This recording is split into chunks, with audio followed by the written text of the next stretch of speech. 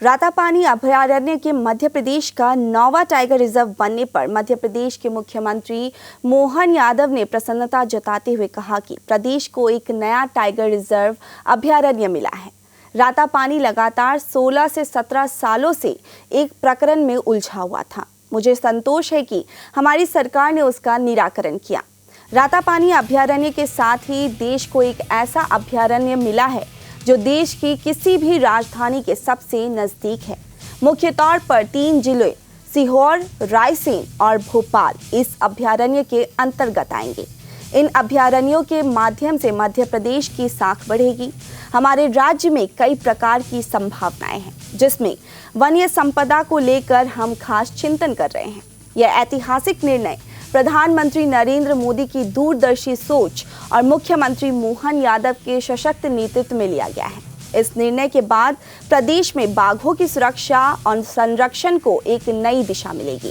साथ ही यह जैव विविधता और पर्यावरण संतुलन को मजबूत करने में अहम भूमिका भी निभाएगा।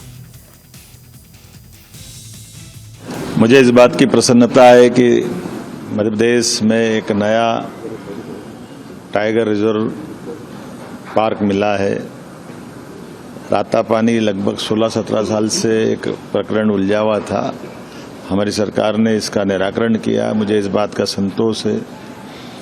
भविष्य रातापानी अभयारण्य के साथ ही ये देश का ऐसा अभयारण्य हुआ है जो देश की किसी भी राजधानी के सबसे नज़दीक है। अर्थात ये मान के चलें कि हमारी राजधानी अभयारण्य का हिस्सा हुई है। इस गौरव के लिए मैं प्रदेशवासियों को भी बधाई देना चाहूँगा। साथ ही साथ जो स्थानीय ग्रामीण वासी हैं, जिनको 3 जिले मोटे तौर पर इस अभयारण्य के दायरे में आएंगे, जिसमें सीहोर, रायसेन और भोपाल।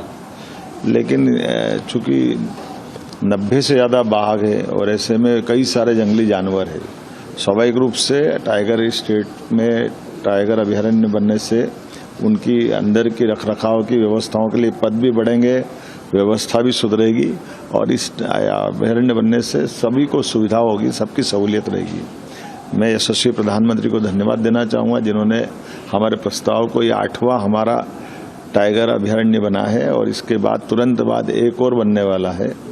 एक तरह से ये देश के अंदर सबसे ज़्यादा टाइगर हमारे यहाँ है, तो टाइगर पार्क भी हमारे यहाँ है। और इस आधार पर मान के चलता हूँ कि इन अभयारण्यों के माध्यम से हमारी वन्य जीवन की जो इकोसिस्टम है उसको रखने में भी बेहतरी रहेगी और मध्य प्रदेश की साख बढ़ेगी। कई प्रकार के और भी हमारे राज्य में संभावना है, जिसमें खास करके वन्य संपदा को लेकर के हम चिंता कर रहे हैं। उम्मीद कर रहे हैं कि सरकार के 1 साल से भी कम समय में ये उपलब्धियों से हमारे लिए भी संतोष है और जनता को भी प्रसन्नता होगी।